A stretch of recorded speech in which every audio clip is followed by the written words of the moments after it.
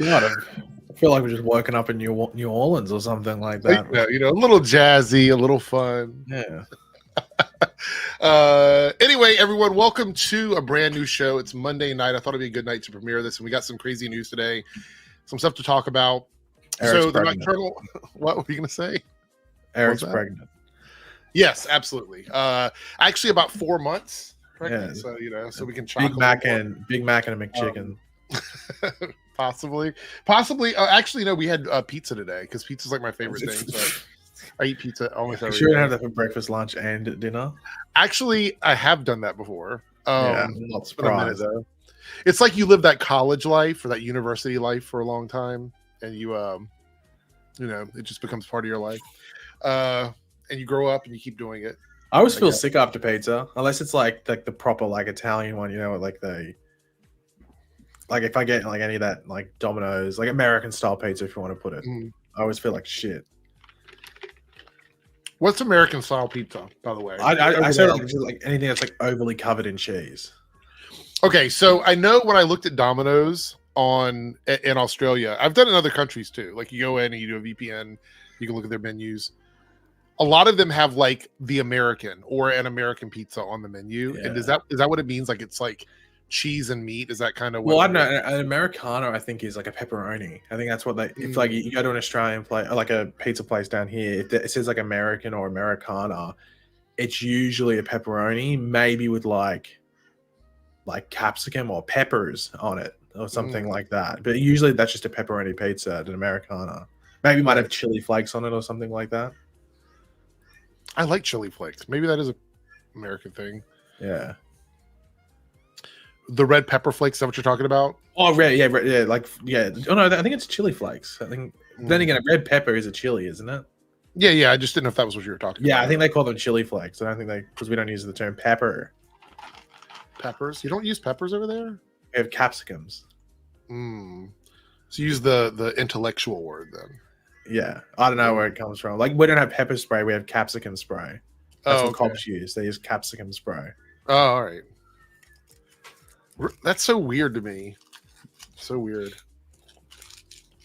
So as weird as the UK, like they call it, I think, is it an eggplant, a courgette, or is that they call it, is it a zucchini or something like that? They have no. I know what you're talking about. It's got a Wait, what is an eggplant in the UK? It's courgette or something? It's got a weird, like it's weird to me. It's not a look. I'm not insulting anybody from the UK, but it does have a different name over there. I can't. Is that okay? Courgette's either a zucchini or an eggplant, but I know they have a different name for both of them in the UK. I'm just going to call it what I call it. The thing is, I didn't even realize why they called them eggplants until like 2 or 3 years ago. And we call we don't have cilantro down here. We have coriander. They apparently call them eggplants because originally, before they were bred into what they are now, they looked like eggs. Apparently, I thought it was because if you isn't it feel like you put pressure on them, like the juice they produce is like it looks like egg white. I don't know about that. I'm not commenting. I can't eat eggplant. The texture's too fucked for me. I can't. I don't mind the taste, but the texture's a big thing. Like I don't mind the taste of tomatoes. What do you? But I hate the texture of tomatoes. Eggplant emoji, Paige. What do you think about that? Well, they're very phallic-y. Oh, there we go. Aubergine. Yeah, so courgette is a zucchini. Aubergine is eggplant. Okay. Thank you, Troy. Thank you. I knew it was a word that I just could not remember. So just doesn't really roll off the tongue. UK trying to be too fancy. So I wonder, like, is it literally called eggplant emoji only in like the United States and then everywhere else is called something else, or is it like? I don't know. Maybe but then again, like they can't use a zucchini one because that's a courgette. I don't know. Like that's UK sort of screwed with the sexually innuendoed emojis, aren't they? Hey, you like my aubergine? Yeah. It actually sounds a little French. Is that a French word? Probably, maybe. We have a few things to talk about today, but first I want to tell everybody what's going on with the stream and the new stream. So my schedule's been really weird and I get off very late at night. So I want to sometimes do streams, but I was telling Paige, like, I don't want to come up with a name for every day of the week. I feel like that's just annoying to have to, like, you know, Manic Mondays and Trippy Tuesdays and all that. Like, I don't want to do that. It feels like, you know, I work in the nightclub business, and that's how they label their nights. Every night has some weird alliterated name, and it's like, so I never worry about that. So I was like, I want to come up with a name for a podcast that I can do late at night for me, because I know it's not nighttime for everybody. That makes sense. So that's why I decided to come up with the Nocturnal Nerdcast, and this is going to be the name of the podcast going forward. So if I do a stream late at night, this will be the name of it. It's easier to do. It doesn't violate any YouTube guidelines with like open bar or anything like that got me in trouble. So won't be doing that anymore.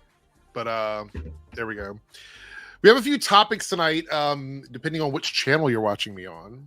We are going to be talking about the Acolyte. That's going to be the big topic for the evening. Edgy. We're going to talk about some fun news with Michael Keaton. It's not really news, but I want to talk about it because I think it's hilarious to me that they got this soundbite out of him, I guess.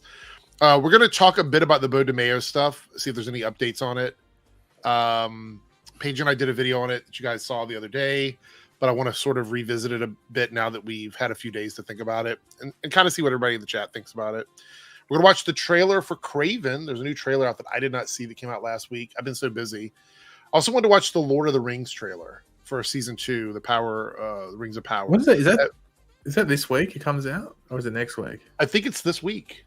Yeah, okay. I think it's this week. But we're going to watch that as well. I don't know how much of this is going to stay in the stream. I'm actually surprised. If you guys went back and watched the stream from last week, you will know that none of the videos got cut out of it. None of them. They didn't come after any of those trailers. I was like, that's wild, because typically at least one trailer gets claimed. Now that I've said that, I'm going to check later, and it's going to be like, it's going to claim every trailer in there. But that was a little weird. Also want to talk a bit about the fake trailers we're seeing on YouTube right now. There's a channel. I'm going to show it later, and people in the chat can try and guess what it is. There's a channel that literally makes a living off of uploading fake trailers. And they're clearly not real, but they're getting anywhere from 500,000 to 2-3 million views a video. And I thought YouTube was cracking down on this stuff, but apparently they're not. Apparently that's not in the cards. You know what I'm talking about, right? The trailers where it's like they're just fake as shit. They're not real. Well, now they're doing like AI ones, like AI generated. Well, right. trailers. And I'm worried about showing the trailers simply because I know YouTube's always like, I saw a really AI fucked one, and it was by that Screen Crush or Screen Culture or whatever. Mm-hmm. And it was like a friend's 2nd anniversary, but it's on like the death of Chandler. So it's like all this AI thumbnail, and then like they just edit it with clips from other movies and stuff like that. Just like very weird. Well, we'll take a look at that at the end. I'm going to save that for the end. But the first thing we're going to talk about is the news about the Acolyte. Edgy. When you sent this to me, I literally had seen it like 10 minutes before you sent it, but I hadn't really felt the effects of it at the time. Because I'll be honest, I wasn't even sure if we were going to get a second season, because I think when we talked about it, we thought they might continue the story in another show, or maybe like continue it in a movie or something like that. I wasn't certain 100% if they were going to get a second season for the Acolyte. And I know you were very critical about the show. I had some complaints about the show, but I didn't think it was an awful show. I thought it definitely had potential for a second season. Actually, I think the second season would have had a more interesting story, the way they set up season 1. Yeah, 100%. The show wasn't like, anyone that says it like, oh, it was like this like crime against Star Wars and it was awful. It wasn't. Look, it's got like probably the rockiest of starts I've seen in a show that ends fairly decently. Like, I think the finale is pretty well done. And to be honest, like, you know, I don't really care too much for Star Wars, so I have no like dog in the race for the most part in regards to like an over connection to it. Like, oh no, they fucked that. Like, I don't really care too much as long as it's done well. The issue is that the writing was incredibly inconsistent on the show, which was weird because I had to look back and like Leslie Henlon's the showrunner, but she only writes like the opening 2 episodes or something, and then it's randoms for the rest of the season, which I thought was really odd. Well, I think episodes 3 and 7 were also the same person, the same writer, yeah, the same director. I understand she's the showrunner, but I thought she might have at least written the finale. She didn't write the finale, which I was sort of surprised by. But yeah, it was just an inconsistent show that had pretty decent highs, but like the lows are pretty low. Like they're not very good. Right. I don't. If I had to be honest, I don't think the show deserved a season 2 based off its consistency. But I think the ending deserved some sort of continuation.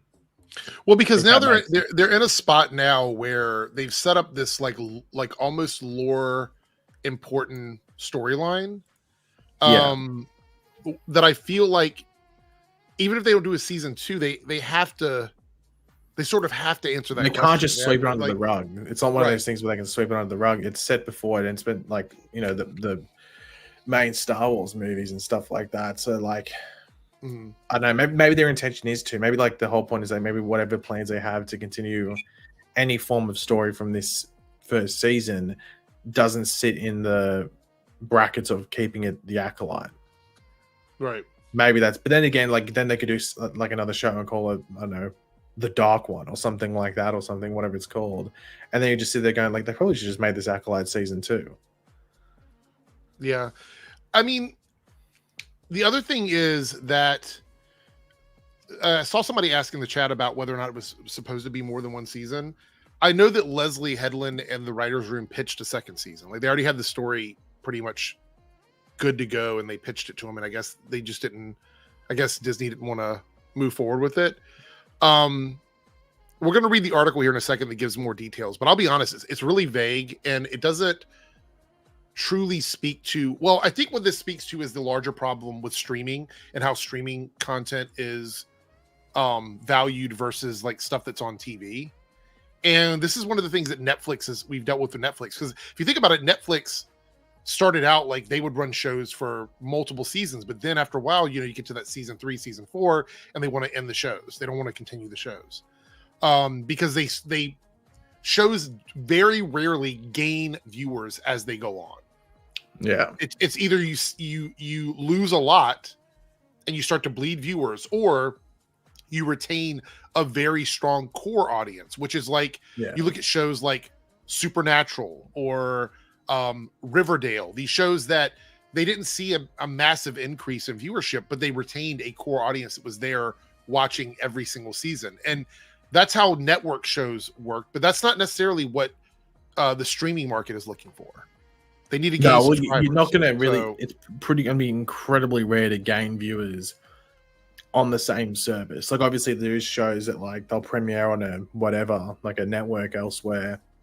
Then they'll go to Netflix or they'll go to Disney Plus or whatever it is, whatever the affiliation is. And then they get a popularity, like they get some more traction there in between seasons. Then all of a sudden season 2 is bigger than season 1, or season 4 is bigger than season 3, whatever it is, whatever the combination is. Like the only one that comes to mind is that Schitt's Creek show, which like only really got popular in its final, like what, 2 seasons or something. Yeah, but that's like one of those like weird things where it just, that was just like the Netflix thing, and like Netflix pushed it and it got popularity through that. Yeah. So let's read the article first, and then I've got a few things written down that I want to talk about here, but it's not a long article, but it does have details of like what happened. It says here, where's it at? The news is not entirely surprising. The Acolyte did okay with critics with a 78% on Rotten Tomatoes. Look, please stop. I'm imploring everyone, like outlets, YouTubers or whatever, stop using Rotten Tomatoes for anything. It really, it doesn't mean anything. It just doesn't. It is a easily corruptible system. It's easily manipulated for positives and negatives. It is just there as a tool to advertise popularity for these shows and movies. I go read the reviews. Paige, you've read some of them before. Some of the reviews are absolutely fucking brain rot. They're just bad. Well, yeah, They're like bad reviews. I think when it comes to movies, it's definitely more like serviceable, trusting or looking at Rotten Tomatoes at the very least. But for TV, it's so skewed because a lot of the times they only get to look at the first episode. And I think for Acolyte, it was the first 3, I think. And they are the worst episodes of the season, the first 3 episodes. Like episode 1's okay, but it's definitely rocky. But overall, the first 3 are not a very good reflection on the show as a whole. I'm not saying it's a standout, obviously, but the overall show is better than what the first 3 represent. Yeah. Which, but then again, this has a positive review, 78% of those first 3 episodes. Which I mean, but surprising. but that's why I'm saying like this. It doesn't matter. Like if you're telling me that a show with a 78% positive on Rotten Tomatoes doesn't get renewed, then there's no like through line between quality and renewal. It doesn't exist. Yeah, it's all about. But divided Star Wars fans, which was reflected in its overall viewership. Driven by interest into the venerable franchise, The Acolyte got off to a strong start when it launched on June 4th, with 2 episodes generating 4.8 million views in its first day on the streamer to rank as its biggest series premiere on Disney Plus this year. So just looking at that alone, right, the interest was there. People wanted to see what the show was about because they tuned in for those first 2 episodes. Now, even if you lost people through the course of the season, does that mean that the show is DOA? Does that mean that you don't move forward with it? Or do you look back and go, okay, these were the mistakes we made in season 1. We know that people are interested. Let's go ahead and really nail it with season 2. That would be my takeaway. I wouldn't just throw it in the trash right away. You know what I mean? Like that wouldn't be my immediate reaction, especially in a show that set up some really serious stuff. Like there's some things that the end of the season sets up. Like we said earlier, I mean, they have to pay them off somehow. So but it's just one of those things where it's not even just this, but it's just a lot of streaming as a whole is that they don't give shows time to marinate and to grow and whatever it might be, even like differing on the genres and stuff like that. But I don't know. If I had to choose one or the other, I thought it probably was going to get renewed, but it might have been one of those like very much on the edge, like on the bubble, whatever they call it. I didn't think they would have made this decision so quick because it only ended like a month or so ago, didn't it? Yeah, that's the other thing. I have my thoughts on that too. But it says the tally rose to 11.1 million views globally after 5 days of streaming, corroborating Disney's data. The series made its debut in Nielsen's top 10 original chart in its premiere week at number 7, 488 million minutes viewed. That is important. This metric right here, that metric seems to be the primary, if not the only thing that matters outside of gaining subscribers to their service. That seems to be the only thing that matters, because whenever a show is canceled or not renewed or whatever, it seems like we always see this as like a factor. Like they always bring this up, or this is made very apparent. How many minutes were viewed in X amount of time in the first week, in the second week, in the first month? Like that's the way they talk about these things. And we've talked about this before with shows like Stranger Things and things like that. They're big for a very small moment and then they just kind of vanish. But if they get a certain amount of minutes viewed within that bubble, that's what matters to Netflix or matters to Paramount Plus or whatever the streaming service is. Yeah. Climbing to number 6 the following week. So that's what it did in its original premiere. But The Acolyte could not sustain momentum, dropping out of the top 10 in week 3 and staying off before returning at number 10 after release of the finale. 335 million minutes, believed to be the lowest for a Star Wars series finale.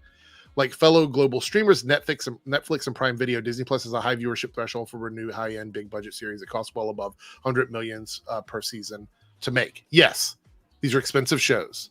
However, as viewers, we should not have to think about how much something costs to be made when we're viewing it. You know what I mean? Like I shouldn't have to think like, well, how much did it cost to make this episode of Friends versus this episode of Star Wars? Why would I be thinking about that? You know what I mean? Like I understand that they have the people at the top end that want to see this money roll in and all of this other stuff, but they need to understand the viewing habits of the audience and how that works. Instead of spending all this money on something and then expecting that immediate return, you want to get people invested in something so they'll keep coming back for it. They're looking for that immediate high. They want it to happen immediately and sustain. And there's not many shows that can do that. Maybe I can only think of a couple of them that do that. And most of them are about to end anywhere, or they've already ended their seasons anyway. Like Stranger Things is about to end, and that's been a pretty consistently well-viewed show. I think The Boys has done pretty well. Actually, the viewership went up a little bit this past season. There's very few shows that do that.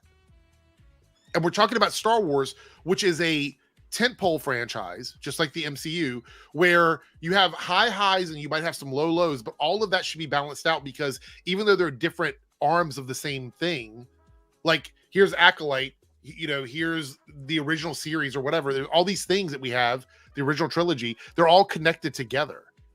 And when you do that, you owe it to the fans to make sure that you have a fidelity of those stories, meaning that if you ask questions or do things like you did in the Acolyte, that we get invested. And I wrote this over here down on my notes here. Why get invested? Why get invested now? They've canceled something with a massive cliffhanger. Skeleton Crew is coming out very soon. Why get invested? If you have to think about this, if you have to be stressed out as a viewer on whether or not something is going to come back. Yeah. Well, yeah, it's one of those things where and I think it's going to be the case where, because the Acolyte is dealing with something that people, I guess, have been curious about, like the stuff before those main trilogies in that, whatever it's called, what's that era called? The Republic era, whatever it's called. The High Republic era. High Republic. Yeah. But then I guess people wanted it to be with familiar characters throughout the entire thing, so they didn't want to have to spend time learning these new characters or whatever it is. But then the show doesn't give it enough time to really marinate for the most part and build that up. And obviously it spent a lot of its season with characters that end up dying, that don't matter in regards to in the present moment if we got a season 2 and stuff like that. Like as I've said to you, I think we said it when the Acolyte was maybe halfway through its run, maybe a couple of episodes before the end. It's about Star Wars sort of just taking a break to just sort of refresh, reset, and figure out where they want to go, and also just let the negativity bleed out to the point that when that new Star Wars stuff is coming, people then are more excited. Because imagine if they were releasing Star Wars stuff before whenever the episode 7 came out, whatever year that was, 2017 or 16, whenever that was. Yeah, if they were releasing Star Wars stuff on TV, if the Disney Plus existed back then, or there were movies coming out and stuff like that, there probably would have been a lot of negativity for that movie because it would have been that breeding ground for it. Was it 2015? Yeah, it's been a while. Yeah. Oh, no, it was Last Jedi that came out 2017. Yeah. So okay, because I saw that in America. I saw opening night in America, and people started clapping, and I started going. Usually not in the theaters. So this begs the question. And I want the chat to chime in too. Chat, tell me what you think about this. Do you think that part of the issue with Star Wars right now is the lack of the backbone of the films holding the shows together? Do you think that's a problem? Because I've seen this said before that the issue is Star Wars as a TV series is fine. Doing these little side stories or whatever works out well, but people are hungry for an actual movie. Do you think that's a factor? Well, I think the issue is that they're making things that should be movies into shows. Acolyte should have been a movie. Obi-Wan Kenobi should have been a movie. Skeleton Crew, based off the trailer, is giving me Goonies vibes, which was a movie, so why not make that a movie? And I feel like they're obviously trying to use Star Wars to boost up Disney Plus, but I think it's affecting the Star Wars brand as a whole, to the point where you don't know in 3 to 4 years or 5 or 10 years what it is, what damage that does to the brand. It doesn't necessarily mean the shows are awful, just that there's an inconsistency there, and they maybe not designed to be in that thing. They're different mediums. They are different mediums. If you talk to anyone that writes film and TV, there's people that are specifically film screenwriters and TV screenwriters, and that's their bread and butter. Some people can back and forth, but they're obviously going to lean towards it. James Gunn's a great example. Much better at film writing than he is at TV. He did Peacemaker, and Peacemaker is just character stuff. The story doesn't really flesh over that many episodes because he's obviously the pacing of a TV series and episodes is completely different from the way you. If you look at a TV series, Acolyte was 8 episodes, about 40 minutes an episode. That's 320 minutes. That's 5 hours. Compared to if it was a movie, it's probably 2 hours. So they have to fill in another 3 hours. If you really wanted to, you could push it to 2.5 hours. You could. Well, if you really want to, but even then, it's still half the runtime. Right. Half the runtime. So it's just one of the. I think they've yeah. Well, I guess the irony is now they're making Mandalorian into a goddamn movie. Yeah. It's best. I know the thing that works as a TV series, they're making into a movie. Yeah. So Cody here with the $5 super chat and a team member. Thank you so much, Cody. Everything has to be a hit immediately now, which is a problem. So I wrote this down over here while we were talking about this. I think Cody's chiming in on something that I've thought about, which is the road to success is so fucking narrow now for these shows, because when you have the shows that came on TV, and we're talking about like the big boom of television we got from the mid 2000s till about 4 years ago, which is like the 19 to 23 episode seasons. You had a lot of time to sort of train the audience. You know what I mean? With your characters, your stories, you could marinate a little bit in what you're doing. But now you can't waste episodes. No. You can't do things like what they did with episode 3 of this series. And what I mean by that is you cannot take the risk that you would take on a longer season. Because if you think about like the shows on the CW, we're watching those shows, you could have a few episodes that miss a season. It doesn't matter, because you could have 4 episodes that aren't great, and then like 18 episodes that are either mid or really, really good, or even great episodes. So the other ones get buried. When you're having seasons that are less than 10 episodes, the bad episodes or the episodes that aren't as good stand out like a sore thumb. Yeah. Because you only have 8 of them. Sometimes you only have 6 of them. So we're talking about shows where when you have a season with 8 episodes, if 30 to 40% of those episodes are not massively successful, you are done. You're done, because that's all people are going to talk about. Episode 3, that was the one with the singing in it, right? Like the chanting and everything. Oh, God. Episode 3. So to be honest, I haven't thought about the show since it ended. Now I'm thinking about that stupid episode. When I criticized that video, so when I was doing my reviews about it, I said I didn't like a lot of that episode. There's a lot of problems with that episode. I think that one and episode 7 both suffered from the same fucking problem. Yeah. It had nothing to do with all the shit. We're going to get into the whole like anti-woke bullshit or whatever. We're going to thank you for your super chat, Cody. We're going to get into that. But when I was watching those, there were issues with those episodes that I did not like, that had nothing to do with all the other garbage shit that people were talking about. However,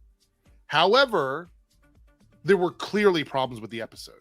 And so the problem with that in a short season is you have 2 of your episodes that did not resonate with viewers. That is an issue, because now you don't have 14 other episodes that people will go, hey, look, there's a couple of duds. You have a very narrow path to success. And it's almost an unachievable goal, to be honest. Like, it's almost as if you're asking people to perform a miracle with some of these shows when it comes to that. Because I can't think of a show that's less than 10 episodes that hasn't had at least 1 miss in their season. I mean, it just happens. It's just, that's the way it's going to be. But you have to try and cover it up the best you can. And I think in this show, those 2 episodes for me was like, they're not great. But then like episode 5 was fucking amazing. I think episode 5 was probably my favorite episode of the season. So there's like a lot of strong stuff in there, but that road is so narrow that you stumble once and that's it. They're going to eat you alive. Yeah. What do you think about that? I mean, do you agree with that or no? I mean, well, it's just, if you think about it, it's almost like just treat the episodes like an exam. You know, you got 23 questions. You can, you know, if you're getting at a percentage thing, you can get 1 or 2 wrong, maybe 3 or 4 wrong, you know. But if you get those 3 or 4 wrong on a 10 question exam, guess what? Your percentage is going to be much lower than the 23 episode exam. Mm-hmm.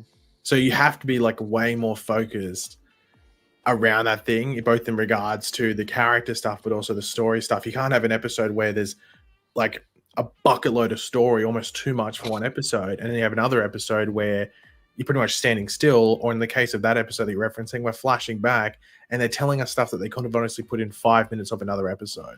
Mm-hmm. They could have done it as an opening, like a cold open for an episode, and then we cut back to the present day.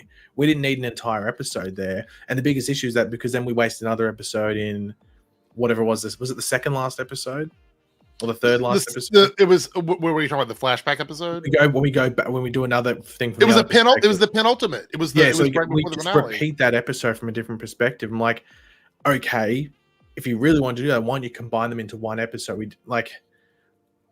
Or like you just mix it up with flashbacks. It's not like they shied away from flashbacks because they did that already in some other episodes where there was some flashbacks mixed with present day stuff. So I think the show was fairly like messy across that, and that's what I meant by like you had some good stuff in there. Like I think a lot of the stuff that it was what like a basic fan, like someone that's not necessarily like too much into the lore would like, oh okay, I like the the lightsaber fights and all that stuff and all the different things like that. I think they were done fairly well across the board. I wasn't the biggest fan of like they did one shot which I thought was like I feel like I can see the wires, but which one was it? I think they're trying to do like an homage to Crouching Tiger, Hidden Dragon and stuff like that. I think that was the finale episode. It lingered too much for me, and I was like, that felt a bit too weird. Like I think they did like a thing where they tried to swing the camera while they were in midair. I don't know. I was like a bit weird, but outside of that, pretty much most of the stunt stuff I thought was really well done. I think it was episode 4, episode 5 when they like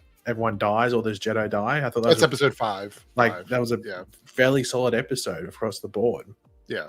But yeah, it's just like as you're talking about before, like the success rate you need is just, especially in the current context with how cutthroat it is. Like, I mean, you almost have to be perfect, which is, I mean, nothing's perfect. No, but that leads me to my next commentary about this is in this show in particular, right?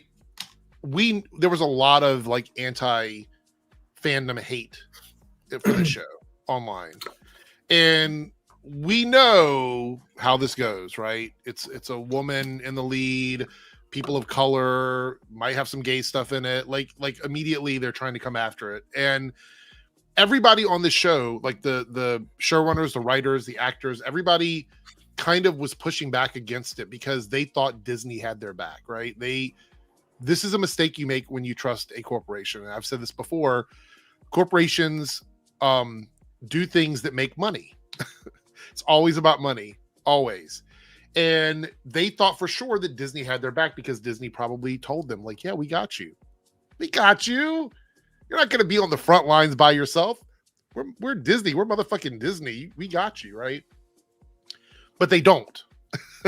They don't have them. And so what this tells me now as a viewer of this content is if Disney comes out and says something like, we're trying to make representation important. We want to make sure everybody's voices are heard or whatever. Really?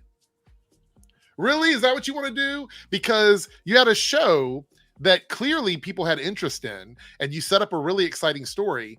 And instead of giving it a second season just to see if it would do well and let them finish that story, make it 6 episodes. I hate to say that, but make it 6 episodes. Let them finish the fucking story they're telling, and put it out there because Lord knows you have wasted money on shit before. And I guarantee you this was not a massive financial loss for them. Disney as a company is worth billions and billions and billions and billions of dollars. Okay, so this is not a massive hit for them. But if you're going to say that they want to go out there and they want to represent diverse stories and stuff, and the only fucking show that you announce as officially canceled a month after it airs is The Acolyte? What about Book of Boba Fett? I don't think they've officially canceled that yet, have we? We haven't said that was canceled. There's just they haven't talked about a second season for that. Right? Ahsoka, like all these other shows, they're when they were lingering around and waiting in limbo or for whatever reason, whether they were given a second season or not, there was no official cancellation for any of those. So this show being officially canceled, not renewed, whatever it is, tells me that as a viewer, how am I supposed to trust that Disney actually means any fucking thing they're saying? You know what I'm saying? And this gives ammo to all of the fucking assholes who have been out here saying this shit about the show. And I'm not delusional. I am not delusional. Yeah, Ahsoka got renewed, but it took a while. What I'm saying is this is a very quick, renew cancel situation. It doesn't normally happen this quickly. Normally you either find out before the season is over or it takes a few months and they're like, yeah, we're going to go forward with the second season. This one coming out and it's like, oh, we're going to give you 3 weeks and then we're going to drop some information that like, oh, it's canceled now. The only thing I can think of is that there was like that maybe they had a deadline that they had to announce the cancellation. Maybe it's by the end of August, and that's why it's leaking like just under 2 weeks away from it. That could be why, because that does happen sometimes. Oh wait, yeah. Was Obi-Wan officially given a second season? It would be weird if this was the only show that was done like that, where they had a official deadline, because the other shows don't seem to have that same deadline. So, yeah, I'm not too sure. I don't know. Either way, I have never been disillusioned by Disney or Warner Brothers or any of these other companies where I truly believe that they gave a fuck about, cultural stuff. That is what the channels that hate this stuff say. They will say that Disney pushes diversity or pushes this or pushes that. Well, clearly they don't. Clearly they don't. If they're not renewing something that is full of diversity, then that argument no longer holds water. Congratulations, the argument is done now. They canceled a diverse show. So do they or do they not push this stuff? That's the question, right? I just think it's a little weird that the show was pushed heavily. The cast had to go out and defend themselves. The creative team had to go out and defend themselves. And now they're going to have to deal with all of this bullshit on social media. And Disney just dropped the ball for them 100%. Yeah, I just went to have a look at Amanda Stenberg's Instagram, and some of the comments, like I think there's one that's running from like an hour ago or something, maybe 2 hours ago, and it was saying like it did like the 1 of 1 to whatever it is, that chant thing that they did, and then they're like, oh, I hope you save that Disney check, and then they'll like laughing emojis. I don't think she has Twitter, right? She doesn't have a Twitter anymore. Oh no, I saw Instagram. I just went to Instagram and had a look.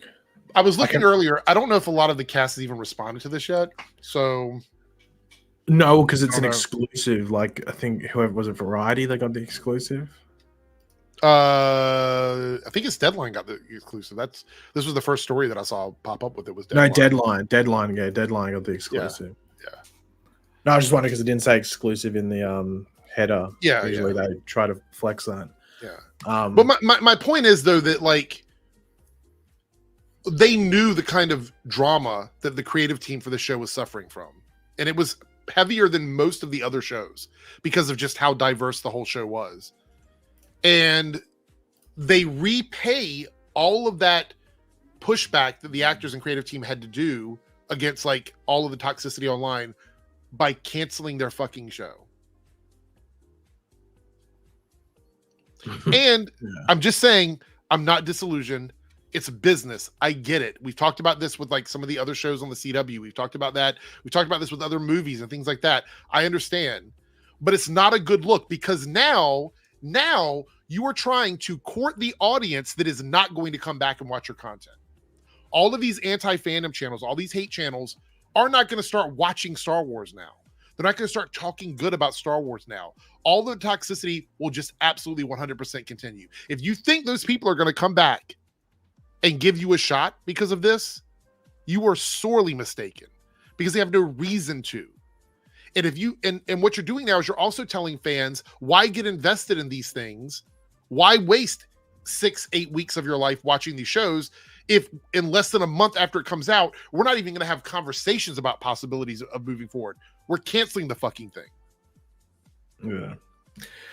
Yeah, I don't know. Like there might be more to the story and it might come out over the next I don't know, maybe next couple of days before the weekend or something like that. And it might shed light on like why specifically this was scrapped so quickly before. I would love to know what the script pitch idea was, like the story idea was for season 2 that made them like immediately say that's it, we're out. Like they didn't send it back and say, hey, we want XYZ. Like do you think there's a possibility that their only idea for season 2 was something that someone else within the Star Wars group, whoever it is, another writer director was already planning on, they'd already claimed that territory, and then all of a sudden the Acolytes got nowhere to go? Is there anything coming out like that though? I don't think there because is. It could be something behind the scenes, like they could have gone to X writer or something, whoever it is, or a director, and said like, we've got like, do you have any pitches for a Star Wars thing? And they go Darth Plagueis or Palpatine when he's younger or something like that. And now this show steps on those toes. But then again, wouldn't they have known that but like before even season 1, like what season 1 was going to address. I mean, I would lead to like to believe that they would. Well, you'd think so. There is another thing saying that, like, I can't remember where I saw it on, like, I know I saw it on Twitter, but like it was, who was it? I can't remember who it was, but it was someone like that doesn't necessarily bullshit too much, but they're like, there's something else like behind the scenes on like a creative level, and the Acolyte just got caught in the misfire of it. So it's nothing really specifically towards the Acolyte or even like the creators of the Acolyte. It's more just Star Wars as a whole and the creative process of it all. And this show just unfortunately got caught in the crosshairs of it, or the crossfire. So maybe stuff comes out over the next like week or so about it. So this is a content creator who does pretty much exclusively Star Wars content. And I saw this and I bookmarked it because I thought this was an interesting take on all of this. And it says, the news about the Acolyte is honestly just indicative of a larger problem with streaming platforms and the giant corporations that own them in general. No show has a 100% chance of survival anymore. The pilot episode no longer really exists. Any show, no matter ratings or reviews, is subject to be canceled at any point and either ripped up off the platform entirely, making it legally inaccessible to watch, purchase, or be buried under more content. And then there's another follow-up tweet here. The 8-episode season trend needs to be stopped. Even as someone that really enjoyed The Acolyte, there's no denying that it's the greatest hindrance for a lot of these shows exclusive to specific streaming platforms. Sticking with Star Wars, part of what made Andor so great is it had a lot more time to develop the story, characters, and just breathe. Bring back 10-plus episode seasons of TV, I'm begging. And I agree with this. Or make it a movie. Bring back a longer season, or if you can't make it at least 10 episodes, find a way to make it into a movie. Yeah. Because you're telling me that they spent $180 million on the Acolyte. They probably could have made the movie or the Acolyte for like $150. That easily gets its money back in the theater. Especially if in the trailer you just put in lightsabers and mysterious villain and all that crap. And it allows you to sort of just well, you probably keep the same cast for the most part. You can pretty much just like look at all those like bigger moments in the show. Like, I think it actually makes a pretty decent movie. Look, honestly, it wouldn't surprise me too much if someone makes an edit eventually of this being a movie. They did it with Obi-Wan. They turned Obi-Wan into a 2-hour movie. Yeah, so. No, you could probably do this into like a just shy of 2-hour thing because you don't have to do too much backstory for the most part. Like, it's pretty quick to get through it all. I mean yeah. So in reality, they could have just done another 3 or 4 episodes and wrapped up the entire story. The whole thing. I saw a comment earlier in the chat. I don't know who posted this, but the idea to end on massive cliffhangers without guaranteed second seasons is wild in 2024. It is wild to me that people feel comfortable doing that because nowadays you never know what's going to happen. And to be fair, I think they could have wrapped up the end of the show in 3 or 4 more episodes. So why not just stretch it out to 10 episodes, 12 episodes, and call it a fucking day? Make it a 1-season show and do the whole story. I mean, what's so difficult about that? Spend a little bit more money and just make it 12 episodes. Oh my God. It's so frustrating to me. Again, the show was not perfect. There was issues with the Acolyte. We've talked about them in great detail. However, I think the setup for season 2 was very strong. I think that getting all of the baggage out of the way in season 1 and moving away from the flashback shit and just focusing on present day, what that is for them, would have really fixed to make the story flow better, in my opinion. And I feel like that's where we were heading. So it's just mind-blowing to me. It's mind-blowing that we're still just randomly canceling shit. I just don't even know anymore. There was another tweet that I saw here that I wanted to talk about from Peter Scaretta, and this one's kind of interesting. Let me share it over here. It says half the fandom is either toxic or hates everything. The other half of the fandom that actually enjoys the stuff is slowly being trained to not get invested or care about it because it's just going to get canceled anyway. That might not be accurate 100% of the time. But I was going to say, like, it's definitely the shill community, but like, yeah, I know, but I mean, like, we're talking about a show that they talked about it in the article. had almost an 80% positive rating from critics. Yeah. So like, we're not even going to look at the fan reception on Rotten Tomatoes. They literally was botted down to like 4% or whatever. We're not even going to look at that. So if you just take into account how the critics and the fans reception normally works on Rotten Tomatoes, there is a split sometimes, but it's usually not massive. It's usually a little bit in either direction. So even if you take that into account, the show is still just mid at worst. They could have done a second season of it. Again, I feel like whatever that script was or whatever the treatment was that Leslie was presenting them must have been fucking awful.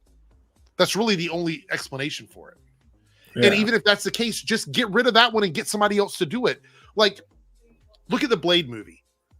Look at how that's been like delayed and rewritten and all this other shit. You mean to tell me you couldn't just send something back and say, we need you to change XYZ for us? And maybe they did, but the turnaround on this is fucking crazy.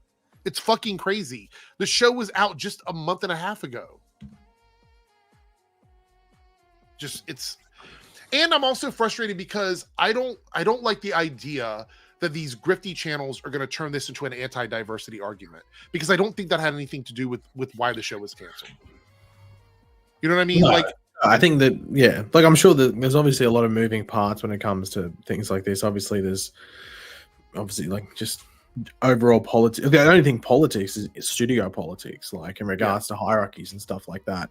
But yeah, like as I said, it wouldn't surprise me too much if there is something that comes out over the next week or two or something like that that maybe sheds a bit more light. But I don't know, like if Skeleton Crew is planning a season 2, I don't know if they should really be setting up the writers' workshop too early, just because I think I guess the only thing is that they haven't announced outside of like season 2s and like for like, you know, past season 1s like Ahsoka, Mandalorian and stuff. It's like Andor. They're not having too many new shows, and like there's Skeleton Crew and then it's movies, isn't it? There's no other show, and so maybe they've seen the light that maybe they I don't know, get their feedback and dip their toes back into the movie side of things. Because I've always said, I think especially with something like Star Wars, I think the TV shows to complement the movies, but it's just been TV shows for the past post-COVID. Like really, they haven't even like thought about doing a movie, and the movie that they got coming out is from the TV show. Yeah. So I don't know. Like obviously, Star Wars is in that position where, like, yeah, they've just got to try and find their feet again and whatever. I think they're in a losing battle, just because I think that it's cooked, like the fandom side of things in regards to like the battle going on there, where people want just essentially more of the same. Like clearly people don't want to move past the original characters like Luke Skywalker and all that. And then you got but that takes away how special it is when we see them again. If we have them all the time, then it will take away how special it is. Yeah, like, exactly. That's the problem. Like if Luke Skywalker shows up in every fucking Star Wars project, it doesn't mean anything anymore. It just doesn't. Yeah. Like you need to spread out the legacy of those characters into different things and not overuse it. Oh my gosh. It's so infuriating to me, because we know clearly it wasn't because of diversity, but that's all we're going to hear from these guys now. That's all it's going to be. I don't even want to look at the video titles right now from them. Wait, I'll make one up? Woke. We'll definitely start with woke. Woke. Oh, I don't know if go SJW. I'm much more well versed in this. Like, I mean, I'm pretty sure it's going to be like woke diversity hire Star Wars gets canceled for virtue signaling and putting their agenda ahead of storytelling. Have they ever used the term Skywalker? Does that ever mean Skywalker? I've never heard that before. That's absolutely maybe I should become one of those channels. Yeah. But like I said before, these people that say that kind of stuff are not coming back. They're not coming back. They are gone. They are gone. They don't care about Star Wars or the shows or the movies. The people who are making that kind of content on YouTube, know that it brings in money for them. There's no incentive for them to ever love Star Wars again, no matter how good it gets. So if they're trying to cater to that crowd, if that's truly what they're doing, even though I don't know if that's what they're doing, but if that's truly what they're doing, they don't want you back, bro. It's like they're swiping left on the dating apps. They don't care anymore.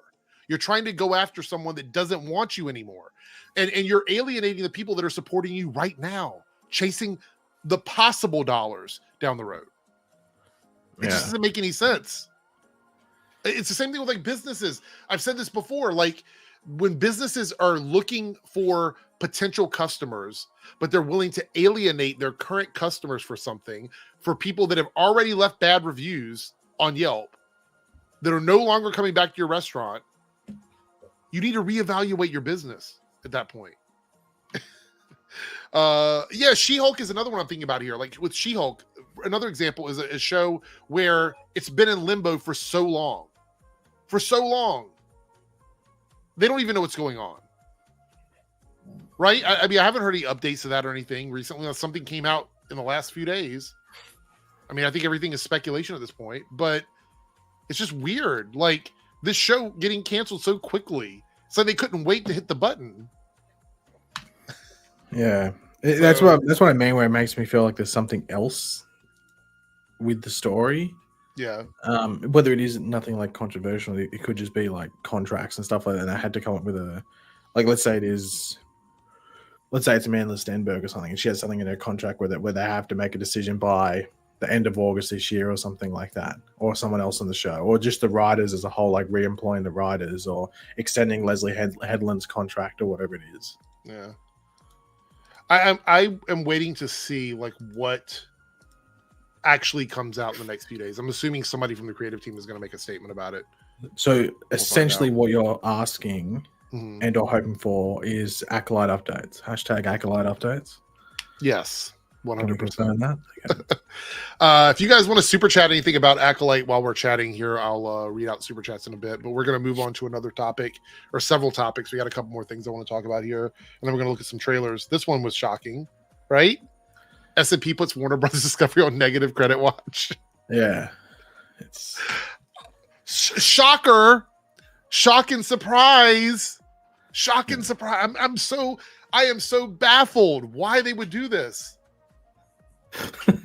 The person that created tax write-downs, I'm being facetious there. He didn't create them, but he popularized them for streamers. He's reinvented them for the mainstream. For anybody that doesn't know, this is David Zaslav, which if you don't know, you've been watching my channel for a while, you should know who this is. This is David Zaslav, who is the head of Warner Brothers Discovery, who is one of the, if not one of the, but maybe the least liked person in the entire industry in terms of being head of studios. If you like stuff and you see it getting taken off of streaming platforms for tax write-downs to save the companies from having to pay people for health insurance, this is the guy that's responsible for starting that trend. This is the one. And we're looking at the death of a studio in real time. If you've ever wondered how long it takes to destroy one of the most iconic studios in history, this man, from the minute he took over the company till now, has been bleeding this company dry. Like literally bleeding them dry. The streaming platform has been turned into a graveyard. A lot of the properties on HBO Max, or Max, home of HBO now. Again, another dumb decision that he was in charge of. He is making tons of money, tons and tons and tons of money, while destroying the company. This is villain. This is like movie villain territory. Yeah, essentially. When the Max platform goes away, he is going to be solely responsible for it. The funniest thing is, I don't know if anyone's watched the 100 Years of Warner Brothers documentary. You should. It's on HBO. It's on Max, the home of HBO. He's in it for a decent amount of it, at least, especially when they're talking about like classic Hollywood and stuff. And he's like saying like, oh, he grew up watching the Warner Brothers films, and it was essentially his dream to run Warner Brothers, to be in like the position of the original Warner Brothers, or I think it was Jack Warner was the guy that the brother that did it for the longest time, or like back then. Mm. And he even has like, you know, the Maltese Falcon, the movie. Yeah. He has the Maltese Falcon in his office and he touches it my every day and God. stuff like Holy that. shit. Like the Humphrey Bogart movie. Mhm. And like when I watched that documentary, and this is like, it came out like shortly after, like he hadn't done anything too bad. Like he was in like that, like just the growing stages of him being in there.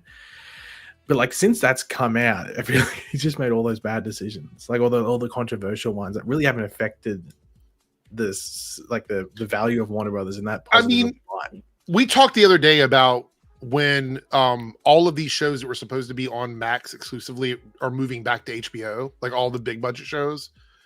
That's a huge red flag. So look, I want to say it is better from the standpoint of like the money they're willing to put into it, because the HBO service, shocker, the service with the name HBO is the more popular of the two services they have. But the legacy of HBO is so popular, they decide we're just going to put it on HBO and then it will go to Max, the home of HBO, afterwards. All of those movements the writing should have been on the wall. They're losing NBA. They're not going to have that anymore. It seems like all of the stuff they've removed to try and save a little bit of money was a Band-Aid. Because guess what? David Zaslav doesn't know what the fuck he's doing as head of the company. It's very clear. At the beginning, I was like, well, maybe he doesn't know. Maybe he does have the best interest of the creative stuff on the platform. But he came in as somebody who was running Discovery into Warner Brothers, a very different business model, and has literally, it's been like a chainsaw to fucking Warner Brothers. It's literally just been destruction of everything. All of the stuff we loved, like all the DC stuff getting split up over multiple platforms, Looney Tunes getting canceled, Batgirl getting canceled, all of these things going away, being erased from their service. Like, well, even just the shit show around the changing of the guard at DC, and like Henry Cavill as a whole should be sitting there going like, what the fuck? Like with David Zaslav, like throw me a bone. Like that was like the fact that you had the actor for Superman announcing his return, and then was it like a few days later having to put up an embarrassing Instagram post saying, oh, by the way, that's not happening now because there was no proper communication. Like even just that, like that's on him. That's Cartoon Network website shut down just randomly out of nowhere. Yeah. Shut down. The NBA one's massive that people are like, because it's coming down to like David Zaslav like just being cheap, and not wanting to, like that's been there for ages. Like that show with like Shaquille O'Neal and stuff like that. That's been there for ages, and like it might still go on, but they're not going to have any coverage, so they're just going to be sitting there without the games, which I don't know how that's going to work necessarily. What, people have to channel hop between games or something? It's so stupid. This last paragraph is so funny to me. WBD has more general entertainment content on its linear networks compared to Disney and Fox, which are more weighted towards sports and news in Fox's case. Additionally, WBD studios experienced significant volatility over the past several quarters due to the lingering effects of the writers' actor strike that concluded in late 2023. Why are they the only ones? Why are they the only ones that are experiencing it? That doesn't make any sense. It's gaming studio due to the lack of repeated success in 2024 compared to 2023 when the Hogwarts Legacy game was a major hit. You have so many really good IPs. Surprise, surprise. Hogwarts Legacy was a big hit for you. One of the biggest IPs you have. Pick another one you have that's really popular and make a fucking video game about it. Like, yep. It's really. I'm just intrigued because the thing is if I'm James Gunn sitting there, I'd be going, am I just making shit that's just going to be irrelevant in like, am I planning all this stuff that's not going to be a factor in a couple of years? Because the thing is that people like, you know, like if you don't put that good branding around the company as a whole, then it just bleeds into other things. Yeah. Like they're very lucky that Barbie was that like just that cultural phenomenon sort of thing last year. Because they're chasing that. They're trying to do something to chase. Well, now I don't know if it's in this article, but I saw the thing where like now that pressure's been put onto Superman. Like, fuck me, I don't think James Gunn needs that extra pressure. Like Superman could easily make $1 billion, but he could easily make like 700 mil as well at the same time. The other issue is like I'm getting really nervous with that because of the fact that they're not announcing anything. Like, if they want to compete against the machine that is Marvel, which is still pumping out content, This year was the first down year we've had since the beginning of COVID. You have to have other stuff in production. What's in production right now? Peacemaker season 2, which is like niche in its own thing anyway. That's an HBO Max show, by the way. It's not even going to HBO proper. How are we going to have other things like the Batman 2 isn't even being that doesn't start till the end of the year, right? No, it's either filming right at the end of this year or it's beginning of next year. So what are we going to have? Like Superman's going to come out and then we got to wait 12 months for the next movie? Yeah, like just a bunch of like mixture of. Well, I think it's all going to be like Max shows. Like what the fuck is going on? Yeah, it just doesn't make any sense. And James Gunn took over at the beginning of last year.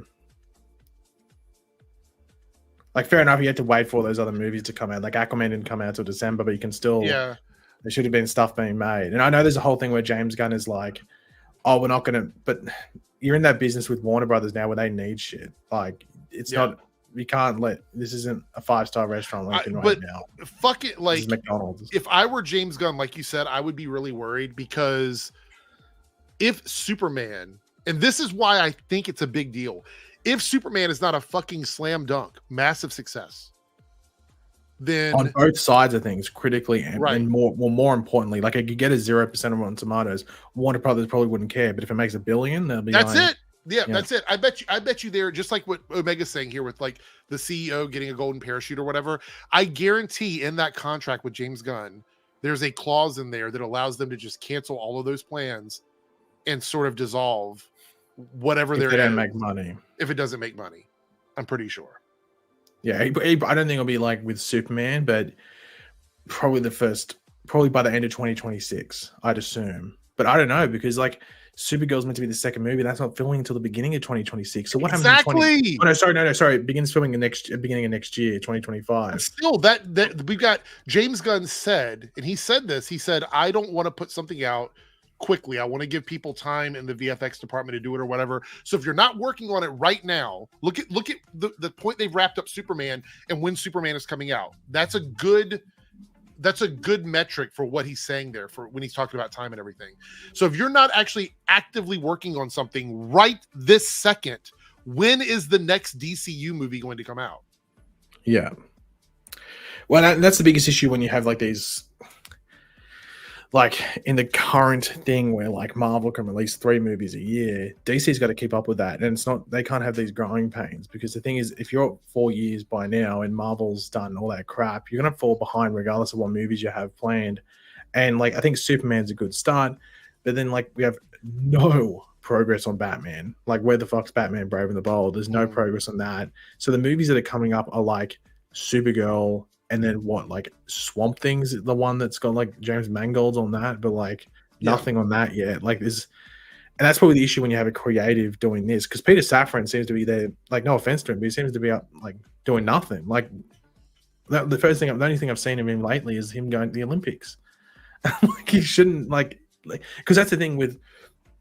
Look, I don't know what you all think. I don't care about the connected universe too much now in regards to this. Like we've done it with Marvel did it. DC doesn't need to do it. And honestly, the reality is like, in all honesty, if you want to watch like the first decade of Marvel content and then stop right there, that's a good bookend for you if you're someone that just wants that connected. But like they've done it, and like you just see people trying to do the connected universe, and James Gunn could nail it. But at the end of the day, my care for it isn't that high. I would rather just get fun stories, individual movies that I can watch on their own, and you release 2 or 3 a year. Like do a fucking random Flash movie, do a random Aquaman movie, do a random Lobo movie, do a random Catwoman movie if you want to, without the basketball scene. Like just those type of movies. I don't care about the connected universe too much if we have to wait that long. And it's not about being impatient, it's about it just being not worth it at the end of the day. Because the thing is, I would take 7.5 out of 10 movies a year that are fun to watch and I can rewatch them, then 10 out of 10. Would you agree with that, or would you want? Yeah, I would agree with that. I think I would agree with that. I think for me, the other thing is that when it comes to these like silly comic book characters, because at the end of the day, they're just silly comic book characters. Sure, they can be deeper meaning to it, but they're fucking people that can fly, run fast, and shoot webs out of their ass. Like that's what they are at the end of the day. Yeah. Well, Charles agrees with you here. Pagey's right on the money. Well, I watch that type of stuff to escape because it's in a different world. I don't need this deep, meaningful thing. If it wants to be there, fair enough. But I don't. That's not the main reason I watch them. If I want some deep and meaningful thing, I'll probably watch something that's up for an Oscar or some shit like that in that particular year. Right here, wow, 3620 says, agree. At this point, Connect Universe not worth it. Let that occur down the road. Well, that's why a lot of people were saying they wanted to see like Matt Reeves' Batman in the DCU because we got that good origin story, and it's fine. Let him cross over into those movies and do a movie together, and then go back to their own separate things. Like it doesn't have to be that. Like bring up Twins one, the one just below Ragu Overload. Overload, can you see that there? It says like maybe, starts with maybe. Oh, right here. Like that, I agree with that. Like, but just make it where like you don't have to watch one to lead the other. But if you had, let's say it's Aquaman or something, and Aquaman's like, I'm Aquaman, he does something, and then he appears in the Flash movie or the Batman movie or something, but it's not this ridiculously thing. They exist in the same world, whatever it is. Some might, some don't, but they're just loosely thing. You know what it's almost like? It's almost like the comics, essentially, where like you can have the Flash and he won't reference anything for like his entire 3 volumes or something, and all of a sudden there's like Batman's in it for like a run or something like that. Just have some fun like that. Like, and that's not dismissing whatever James Gunn has planned. Like, I'm sure whatever he's got planned he's probably thought about it for a long time and everything like that. But at the end of the day, is it worth it? Right. To do baby steps. It's probably not, at least in this day and age with the comic book franchises and stuff like that. And where, like, I think Marvel's going to get to that point where they do what I'm sort of talking about now. Because I think Marvel, to be completely honest, especially when they look at Deadpool and Wolverine, I know it's not the be all and end all, but I expect a lot of Marvel movies from now on just to be like fun movies like that, where they are team movies. So it we said that like Deadpool and Wolverine wasn't the most cohesive film, but you know why people love it? It's fun. That's why people love it.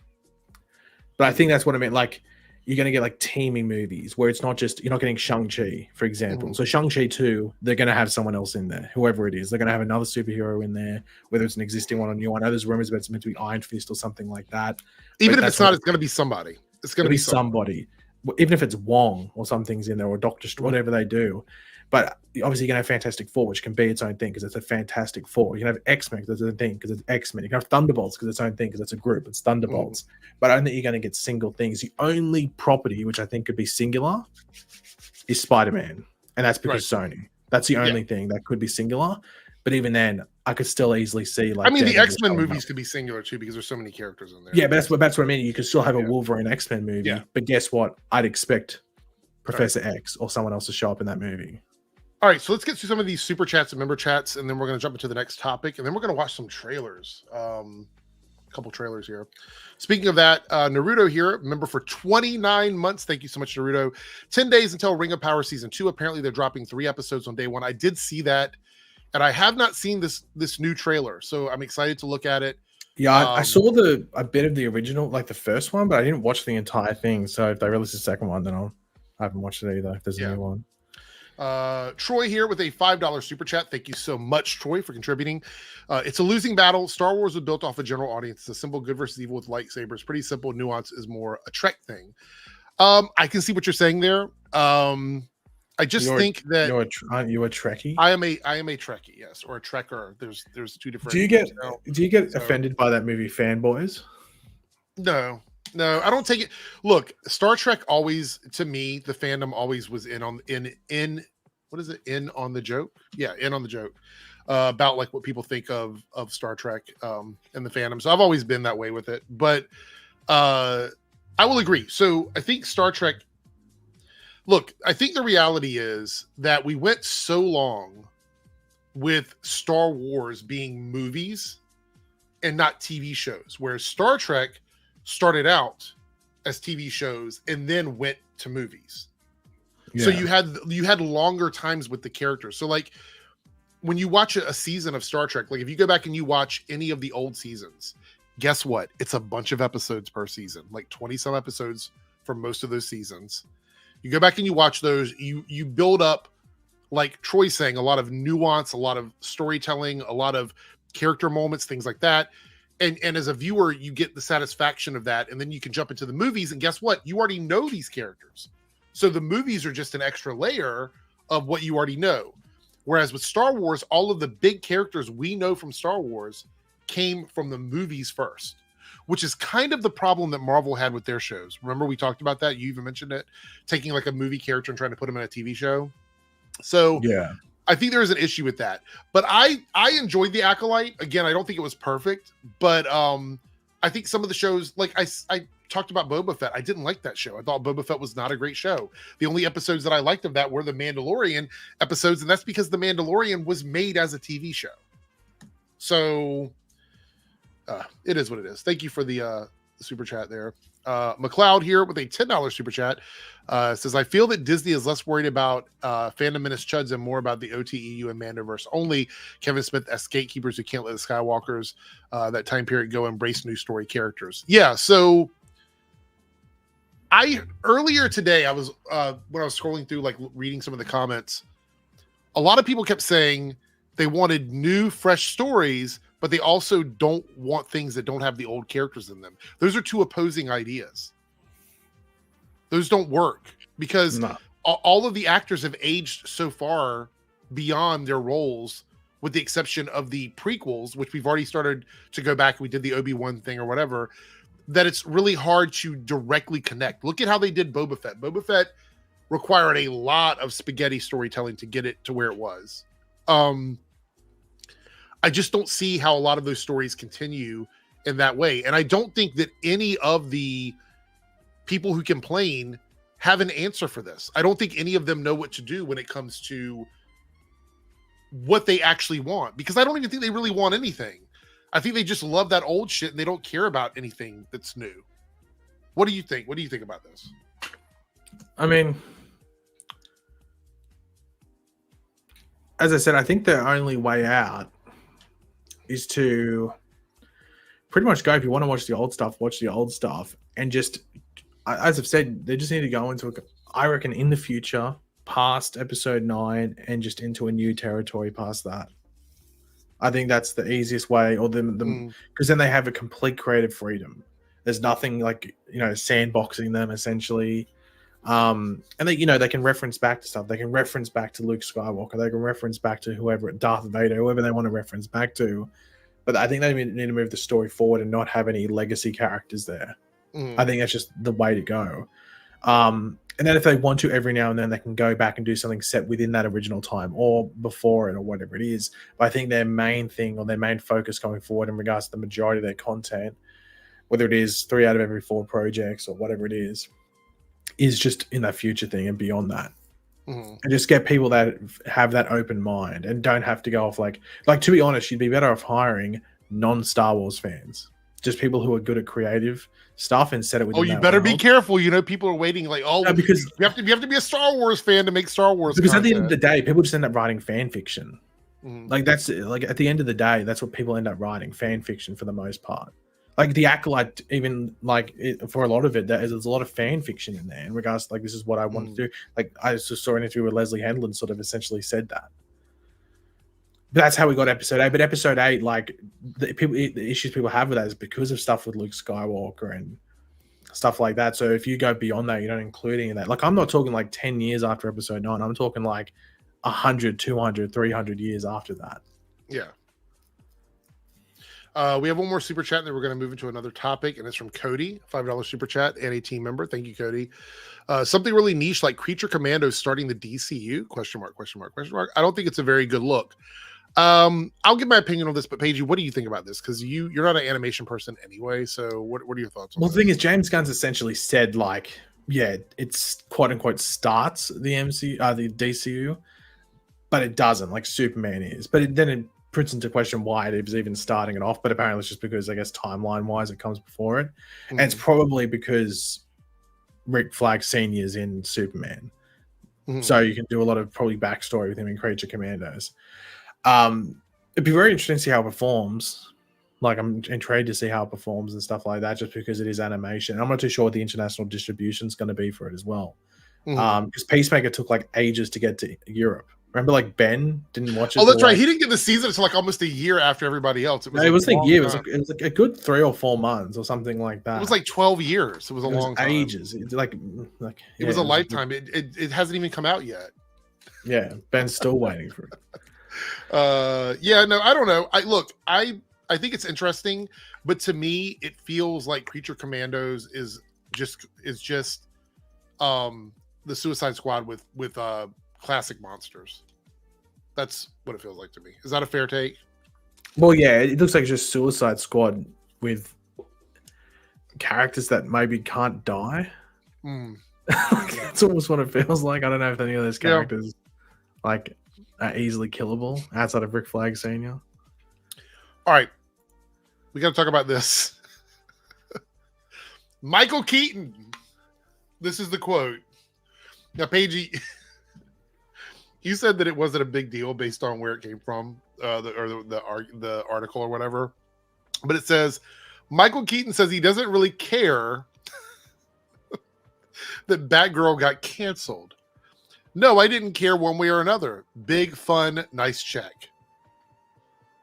Isn't it check spelled CHEQUE? This is the American spelling of it. Oh god, bloody American. What do you think? Are you offended by this, Paige? Are you now mad at Michael Keaton for saying this?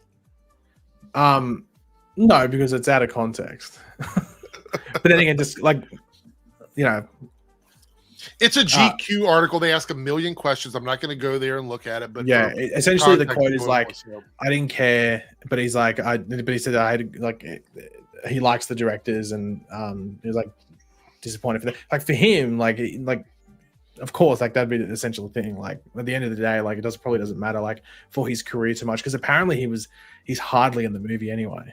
Yeah, so he would have, based of him saying big fun nice check, I reckon he got paid a ridiculous amount for his screen time. I think he's in like 3 scenes or something like that in the entire movie. Here we go. That pesky non-American spelling of stuff. Yeah. Check yourself before you wreck yourself. I don't know. I saw a lot of people running with this. I saw videos about what was it? Somebody said Michael Keaton fires back against woke agenda or whatever, or something like that, because of this quote. And I'm like, it doesn't even. What does this have to do with that at all? Look, Michael Keaton is a massive celebrity. He's had a big comeback in terms of like public perception of him. What's your favorite movie of his, Mr. Mum? I love that movie, actually. I do. I really do. It's funny you mentioned that. It's one of my favorite movies when I was growing up. It used to come on cable TV all the time. Well, actually, here's a question just while we're on that. What is your comfort movie? What's the one movie you can put on? No Coming to America. Really? Coming to America. Interesting. Yep. That's it. That was an easy answer for me. That one, and you're going to hate me for this, but a lot of times when I'm sitting around and I'm feeling like the world is oppressing me and I need to be validated, I need to feel hope, I need to feel like I can conquer the world. Black Panther. I watch Man of Steel. Oh my god. Actually, I'm just kidding. So my two comfort movies, I have 2 of them, would be Coming to America or Napoleon Dynamite. That's another one that I can watch and just kind of veg out to. Yeah. You know what mine is? It's weird because it's really locked into one time of the year. It's actually 2 movies, but I can, if I'm ever in a bad mood or whatever, I can just turn either one of these movies on. I'll feel happy at the end of it. But either, or just back to back, the Home Alones, the first 2 Home Alones. Troy here says Johnny Dangerously. Is that a movie, Johnny Dangerously? Screwface says Scarface and New Jack City. Mars says Knight's Tale. Oh, do you remember Knight's Tale? Hero's Journey says The Batman 2004. Never heard of that one. Look, see, I'm validated right now. Like, yeah, but isn't Zaya like King of the Bad Tags or something? All I'm like saying is this makes bad me. tags All I need is one person to agree with me, and that's it. I'm right. Man of Steel is good though.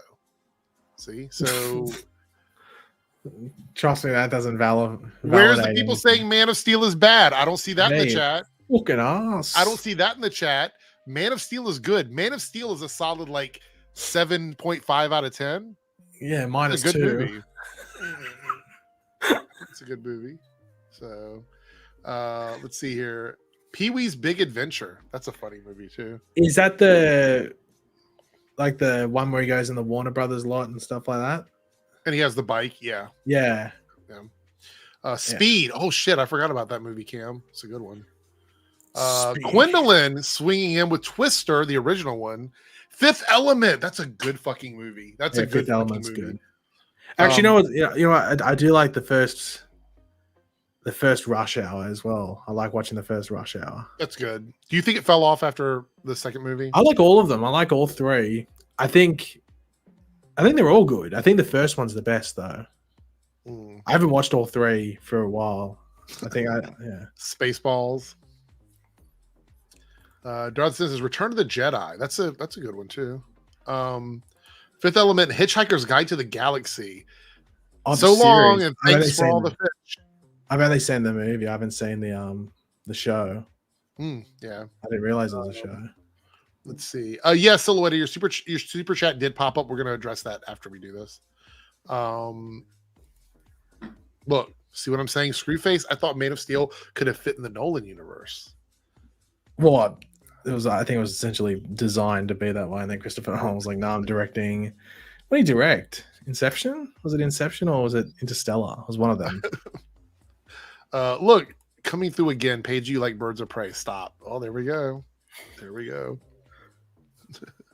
Oh shit! Look at this. This is blasphemy right here. No, this is fucking blasphemy. Straight hashtag facts. I feel absolutely defeated. I'm gonna have to watch it tonight twice. Oh, by the way, have you seen Alien Romulus? No, going tomorrow. Okay, no, I haven't seen it either. I'm probably going to go maybe this Thursday or Friday. We will do a review of that this week. I'm going to do another Nocturnal Nerdcast stream and review it because we're going to see it. We tried to go on Sunday and they were sold out at my theater. So, but I've heard, without spoilers, I've heard that it's really good. So yeah. Well, quickly on that, do you prefer Alien or Aliens? That's a tough question. Why do you ask me this shit? I'm just curious. I'm a curious fellow. The chat's gonna eat me alive on this one because I don't really have a good answer. So they're gonna call me out. They're gonna be like, "Oh, I'll give a good answer." No, I'm gonna give an answer, but I need to preface it first before I give my answer. So those are two very different films because Alien is like a thriller mystery movie with horror elements, whereas the second one is like an action horror movie. There's not too much of a mystery because you already kind of know about these things or whatever. Now, I'm going to say Aliens, and the reason why is that was the first one that I saw. So I've got nostalgia for it. But I think it's a toss-up for a lot of people. Some people are going to prefer Aliens, some people are going to prefer Aliens. But when I saw Aliens, I had never seen the first movie. So that's why I would pick Aliens. I think Alien is the better movie, but I think Aliens is more rewatchable and fun. Does that make sense? Fun to watch. The first one's very it's almost like a haunted house. It's very claustrophobic almost. Well, you had never seen these creatures before. It's your first introduction to them, so. And Aliens that goes over the top, where there's all those multiple xenomorphs and stuff like that. The scariest scene in an Aliens movie is the one where they put their head into the vents and they're all aliens are just crawling towards them. I shat myself when I first saw that when I was younger. So Silhouetted Animator has my back here too. Says Man of Steel is great. So there we go. How do you feel about that? It's not changing my mind. I saw that movie. I know what I thought. What was your least favorite part of that movie? If you had to pick one, one part that was just so bad. Of Man of Steel. Yeah, what part was okay, this is not the one that it's always the tornado. It just stands in your That's head. an easy one. That's an easy one. It's so easy, but it's the one that just pops in. I don't like the fact that they're easily I don't know. It's just messy as a whole. Yeah. As a Superman movie, it's more like the decisions that are made. Yeah. I don't think it's awful. It's just I think if it wasn't a Superman movie, it's actually a pretty good movie. I think you're trying to walk back how much you hate it now. Look, okay, Aquaman Funko Pop show. By the way, have you seen that Funko Pop game? No, I didn't know there was one. It's like Funko or Fusion Funko or Funko Fusion. One of the two. It's like those two words combined. Yeah, but it's like the Lego games, but with Funko Pops. Oh, with Funko Pops, really? But they used elements from different movies that they've made into Funko Pops. Yeah, I saw the gameplay of it the other day. I was like, oh, I didn't really realize I'm making this.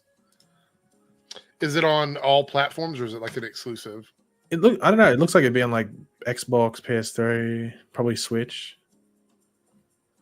But I don't know how it works, whether you can put your own Funkos in there or if it's just like you scan something on the back of the Funkos or it's just a game. They choose specifics about it. But I saw it was like Shaun of the Dead examples. I know there's a Funko Pop like tabletop game. I played that. So, all right. So we're going to take a look. Actually, before we do it, let's do Silhouette Animator Super Chat here. For 199. It's about David Zaslav. He goes, Zaslav says he's voting for more tax cuts party. I didn't want to get into politics. I actually told Paigey I wasn't going to talk about it. So, but look, people who are rich are very disconnected from like everyday people. So they feel like, for lack of better terms, bulletproof to stuff that we would deal with on a day-to-day basis. So they're always going to vote in a way that saves them money. Well, I would say always. A lot of them are going to vote in a way that saves them money because that's what they're concerned about. Now, there are a lot of people who are rich who don't feel this way, but they're more vocal about it. The ones that are quiet are usually the ones that are voting to keep their pockets filled. And it shouldn't surprise anybody because David Zaslav is going to take a nice big fat check from Warner Brothers when he leaves the company. I personally think David Zaslav will not be there for more, like after 2 years. I think 2 years is the cap on how much longer he's going to be at Warner Brothers. To be honest, it might be the middle of next year where he heads out the door. Yeah. And he will get a big fat package going out the door with a bunch of money in it. And all of the other shows and movies and creative people will be left in the dust. Left in the wind. Pretty like much. A candle in the wind. All right. So let's move on and talk about, before we get to the trailers, it's the update on the Beau DeMayo stuff. We didn't. By the way, I don't know if you saw this. It was actually trending on Twitter, but it was like hashtag Eric looks like a white Beau DeMayo. That definitely was not trending. It was. Did Definitely anyone else was see it not. trending? I saw it trending. Definitely was Top not. 3. Sure, I saw it. My cat just knocked something over, so have fun with the chat for like 1 minute while I go check this. Okay.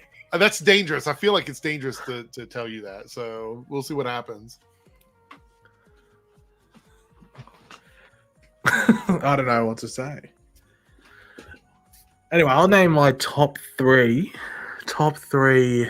Well, actually, what have I been watching lately outside of Home Alone? I've been watching. Actually, I watched. Did anyone watch the new Unsolved Mysteries on Netflix? The new series of that, the new season of that.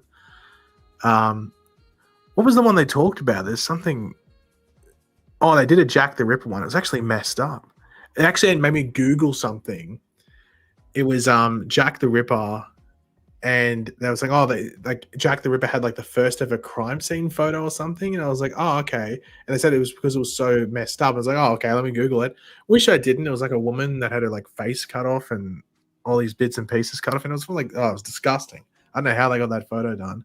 Yeah, they did the Mothman Revisited, I think it was. They did something about someone's like decapitated head or something. Yeah, top 3 Home Alone ranked. I don't know. Do I prefer number 2 or number 1? I'm trying to think. I think I prefer number 2 just because it feels more Christmassy because it's in New York. And I like Tim Curry as well, and he's in that movie. So I'd probably do number 2 at number 1, number 1 at number 2, and then I'd probably put. I think the only other one I've watched outside of 1 and 2 is number 3. So I'd probably put 3 at number 3 because I think it's the only other one I've. Oh no, sorry, I watched that new reboot one, the Disney Plus one, which was so that doesn't even belong in the top 3 because it was so shit. So yeah, What are we talking about? Home Alone. Someone asked me to rank top 3 Home Oh, Alones. I brought my cat in here now, so she's up here. We'll see if she stays. Yeah, we're talking about decapitation and faces being cut off as well. Like definitely. Okay, so yellow check mark. Got it. Yeah. Got it. All right. So if you guys didn't see the video the other day, and I haven't seen any updates to this because Beau DeMayo has not said anything on social media, probably because there's legal stuff going in the background. But Beau was mad about not getting invited to an awards ceremony. Apparently, Paigey had the dirt on that. And so made a post about a gay pride Instagram picture from a fan that he uploaded to his Instagram for Pride Month and said that Marvel Disney contacted him and said that he was no longer going to be included on writing credits because of that post. And the more I thought about it, Paigey, and I'll have to be honest, the more I've thought about that just doesn't make any sense to me. No.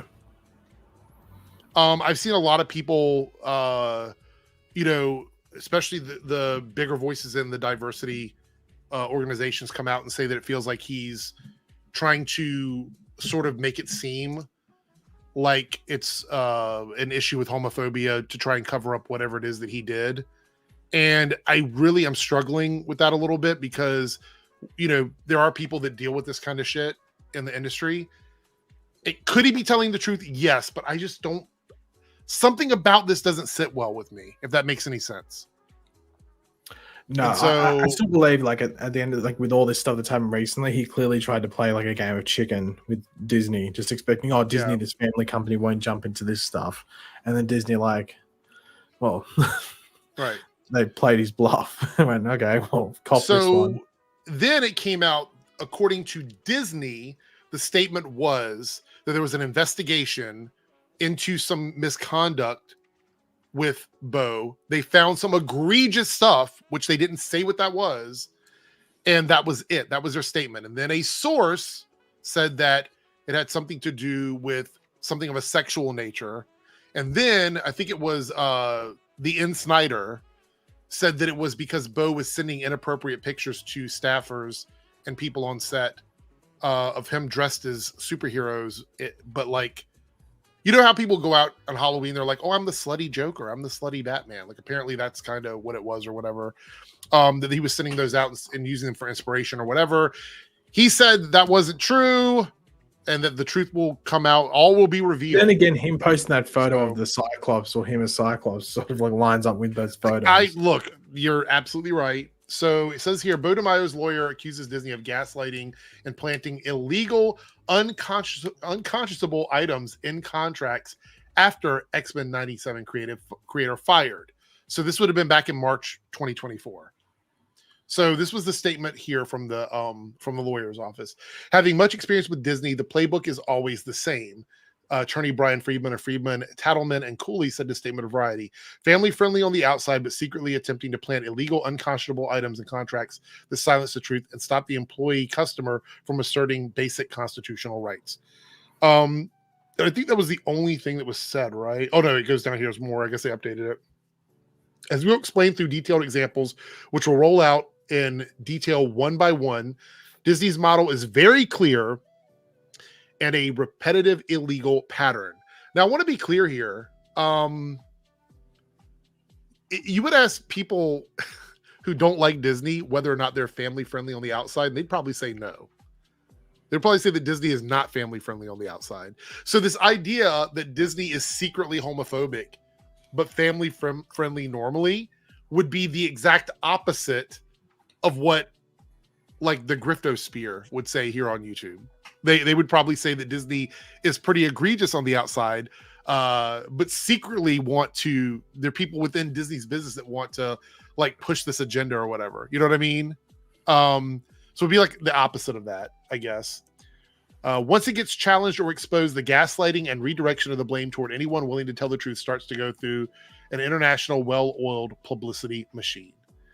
Okay, so I want to comment on that a little bit. This is like a follow-up to our video and say that, kind of reiterate what I was saying before about Star Wars and pretty much everything like this. These are corporations. At the end of the day, the only thing they give a fuck about is money. So they're not above reproach on any of this stuff. It's very possible that Beau is telling the truth. He's 100% being honest about this. It's also very possible that he wasn't, and he's trying to scapegoat the community for it. There's a lot of things that can be happening here.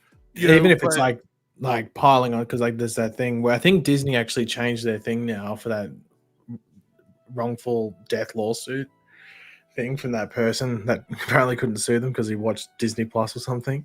Well, it wasn't just that. It also wasn't a Disney-owned restaurant as well. So that was the other issue. Oh, okay, yeah. And but then there's also the thing with the Gina Carano thing. So he's like, oh, well, they won't take me to court for this. And like he might have been looking for a payout or something like that. Like maybe. Like but think about this. Like, if people are defending Gina Carano's free speech, technically they should be defending Beau DeMayo too. I mean, if he's truly telling the truth about this, because if it is just that post, if that's the only thing it was that took him off the credits for season 2, and he's being absolutely honest and none of this other shit happened, then those people should be defending him as well, because that would mean that he was let go for the same reasons that supposedly Gina Carano was let go for. Yeah, but they won't do that. But he was let go in March, and that post wasn't until June. Right. So that doesn't he wasn't let go because of that. So he's definitely making excuses in regards to certain things, because he was already like released from the show, and then 3 or 4 months later he posted that photo. And to be honest, it's not surprising that there's a lot of drama happening now, because did you know that he went to Comic-Con and was representing the show on panels? I kind of believe that's like they did say that. They said that one of the agreements was that he wasn't supposed to be engaging with anybody in social media, whatever, as a representation of Marvel or Disney. Well, I didn't know that, and I saw it on Twitter, and then I went to his Instagram, and he was promoting it. He was like, I'm going to be at Comic-Con. He went to Comic-Con. He was like leading panels as the creator / showrunner of, like, he was labeled as showrunner. It makes me wonder who got the slap on the wrist at Comic-Con for doing that, because they probably got in a little bit of trouble from Marvel and Disney. Like Disney would have put like a please explain sort of thing in regards to that. Yeah. Yours truly said, look, he was also meeting up with the voice actors and stuff. Well, there was a voice actor from X-Men 97 on that panel. I think they were the voice actor of. Now, this begs the question, though. This begs the question, right? Right. So let me throw this out there, and put your conspiracy theory hats on with this one. It always is on. If he were, it's always on. It's always on. It's okay. If everything he was doing was that egregious, why would people on the show be on a panel with him? Yeah. Because clearly they could have just been like, we're not going to be on a panel with Beau. He's been let go from Disney Marvel. It's bad. We don't want to be around him. We don't have anything to do with him. But they didn't do that. The ones that were there were on the panels with him. So that makes me wonder, like, so what was going on? What was really happening behind the scenes? But then again, maybe they weren't given the finer details, because you got to remember back in March, it said it was a mutual agreement and stuff like that. It's only up until now, after this Comic-Con, where it's been, labeled as all this egregious stuff that was apparently done, and it was with, like, obviously people on the animation team do you runners think and assistants in the office, not the voice. He could have been capable of doing that without anybody else knowing about it? I think at least in regards to, I think the voice actors, yes, because of how their job would work, and they just pretty much come in and read lines. Like, they're not really a part of the creative process, outside of like forming the character. I will say, I'm giving you the benefit with that one. I think that might be the case, but I would also argue that I find it hard to believe that they could be attached to such a high profile project and no one said anything. Well, I think I think it probably comes on Disney's side, because surely those, and obviously Beau's side as well, because I'm sure when he was like, they departed, they probably said like, why is this happening? And we don't know the excuse was given. He might have said, oh, like it could have been creative differences. Like, oh, okay, we did, but I had an idea for season 3, which they didn't want to do. That could have been the easy explanation. Anthony, that's a really good point. The lawyer didn't even deny the allegations. Yeah, the lawyer just said like Disney has its methods or whatever it is about addressing certain things. That is an interesting that's a good thing. I'm interested to see, like, because Disney's also at fault now, because apparently it was pretty open from the Witcher people that he was doing the same thing there. So what's doing with Disney? Obviously their background check isn't very good. Yeah, I don't know. That's wow. All right. Well, either way, I guess we'll see where that goes. I am very curious to see what's going to happen with that. with that being said, we're going to let's watch some trailers. We got a couple trailers to watch. I'm going to toss this up to the chat before we get into it. I'm going to create a. No, I'm just going to ask. We'll see what the chat says. Do we want to watch Craven, the new Craven trailer first? That's been memed online that I haven't seen yet, or do we want to watch the Lord of the Rings, the Rings of Power season 2 final trailer? I'll do Lord of the Rings first, and then Craven, because Craven's probably going to cause a discussion. You think so? Yeah. We'll see what the chat says. The chat wants to do Craven first, though. I mean, should we just ignore the chat? Yeah, I think logically it makes sense to do Rings of Power first and then Craven, just because of the leave the best till last. Okay, so because you guys are probably going to have lots of comments about it, let's do Craven second, because we'll probably be pausing it every 5 seconds. We can just do the Rings of Power and get through it. I just want to see it. I'm not going to say a lot about it. So let's do that first quickly, everybody, and then we will do Craven. So let's toss on Rings of Power. I'm sorry, give everybody false hope that they had some sort of choice in the matter, and I guess Pagey voided their contracts. They're not getting rehired. All right, let's we're gonna pause the background music. Let's do this. I don't like dead air, so that's why I have that running, in case anybody was wondering. All right,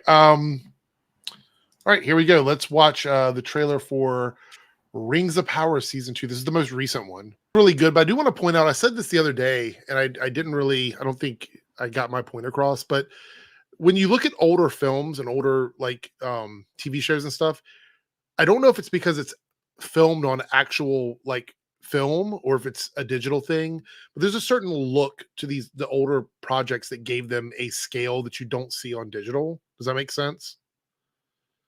Yeah. I know what you mean.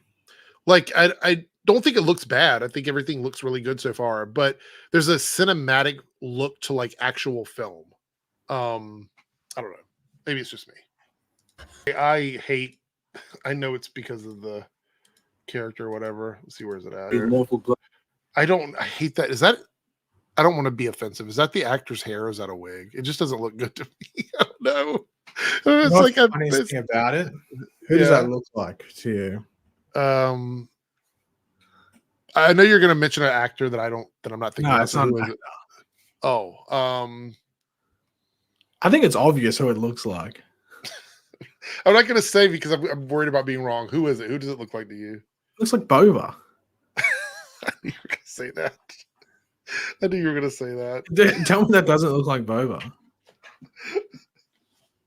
100% does. 100%. All right. Boba Talks, for anybody that doesn't know. That's who we're talking about. It does look like Boba Talks, actually. Well, for all... I don't know. It seems like StreamYard might be glitching out or something like that. Oh, let's see if it catches up here. The rest of it. Hold on. Let me stop sharing this and I'll reshare it. See if it's StreamYard. Hold on. That was weird. It's like the video started acting weird. Glitched out and then became unsynced. How does that even happen? I know you found a way though, Eric. It's like StreamYard wasn't working for me. I mean, so far this looks better than season 1, right? To me, it looks better than season 1. I mean, I enjoyed season 1. So you said you like season 1. I didn't have a problem with season 1, but this one looks better to me. Season 1 was very setting everything up. It didn't have a lot of action, but I think it finishes very strongly. I think it got better as the weeks went on. It just had to build everything. It was pretty much Road to Mordor, that first season, and then pretty much that's literally what the orcs are doing throughout that entire first season. Yeah. So by the end of it, I was like, okay, well that means season 2 should hopefully be pretty a lot of stuff going on. But I enjoy most of the stuff they do with the characters. Just it's a lot of bouncing around. I think if you binge watched it, it might have been a bit more annoying to watch. I'm not too sure if watching it on a binge was better or watching it week to week. I watched it week to week, so I don't know. Yeah, I watched it week to week as well. Let's see here. Let's remove that. Stop sharing. It's not the same timeline as the movies. It's obviously it's Lord of the Rings, but it's based off it's more like the books, I guess. I don't think it's connected to the movies, right? No, you're not supposed to see Frodo, Elijah would show up as Frodo or anything like that. Yeah. All right, let's see. All right, we're gonna watch the this new trailer for Craven here. Where's it at? Is it on Joe Blow trailers? No, just kidding. Just kidding. Probably just kidding. is. It is, but it's not. That's not what we're watching. 30 seconds longer. Apparently, there's a Hellboy movie coming out. Did you hear about that? A new Hellboy movie? Yeah, like a lower budget horror movie. Did we watch the trailer for that? I don't think. we did. I think we might have. Oh, wait, it was the one that's like it's like a horror movie almost. It's like he's fighting against like a supernatural creature in the woods. Yeah, I do remember seeing that. Never mind. All right. So here we go. This is the new Craven trailer. Here. All right, here we go. Let's see if it's any good. Let's see if it's a $1 billion movie. I'm just gonna say it right now. It looks good so far. This is a much better. Well, trailer. they jumped to R18. It looks like it's R-rated now with all the blood and stuff. Yeah. Let's see. Maybe if they drop a couple of F-bombs, that'll confirm it. Okay, so we talked about this a little bit before we started the stream. Was that supposed to be the third act, that woods battle or whatever? It looks like it might have been like something, or like I believe they've reshot the third act for this movie. Okay. I will say though, that scene, this one right here, with the truck and everything, this looks very TV show to me. Yeah. Something about it looks TV show. I don't know. Like the first part we saw with him like escaping, and then all of the other scenes and everything, that looked really good. This scene's giving me like Apple TV. I don't know. It's not a negative. Like Apple TV is good, but we're close to the end of this trailer. Whoever recut this trailer, give them a raise because it's making the movie look pretty decent. Like it's not like the first trailer we watched. I remember we were kind of joking on it because it looked so bad. This looks decent to me. Jason says, so no more lion blood giving us powers. I don't know. I wonder if they do something where we'll finish the trial and I'll give my theory on that. Yeah. All right, let's do that. I told you, man, it makes the movie look much better. My theory on it is that now with that lion blood thing, I wonder if he gets attacked by a lion, but then they use the same serum that turns him into the rhino to make him better, and that gives him his powers. And the rhino one is a more evolutionized version. People are joking on this. This is the meme of the rhino that I was seeing, but I mean, I'm fine with it because that's sort of like what it is in the comics, isn't it? Like he's got like his face doesn't look like a rhino. He's got a suit, but he's like fused to this like the suit is like attached to his body. Yeah. So he can't get in and out of the suit. When the man comes around. This scene right here, like this is, I'm telling you right now, this is telling me it's like a movie. Yeah. But what I think is the case, I think anything where Rhino is actually fighting him, that's completely reshot. I think the end of the movie was him becoming Rhino. Yeah. And that was to set up like Rhino getting his own movie or Rhino being in another movie. But I think they changed it where Rhino is now fighting. Because even that bit there where he unplugs himself, that's in a different shot than early in the trailer when he's in like a room or something. In there, he's in like a plane or something towards the end there. Let's see something here.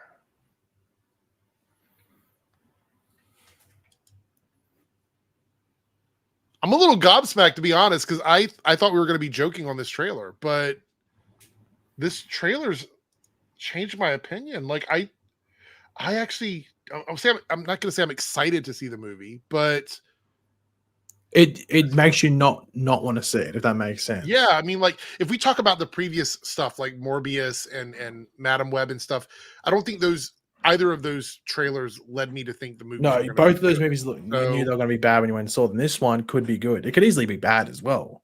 Yeah, I think so. Look, this is not me saying the movie is going to be good. I'm saying that the trailer, the way this trailer is cut, makes me excited to what the potential of what this movie could be.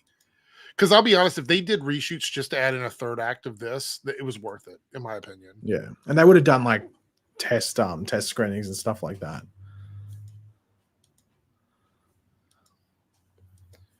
Yeah, this is what was your thoughts of that thing that came out where it was like any character that Sony makes a movie about or includes in their movies, the MCU can't use in their Spider-Man movies?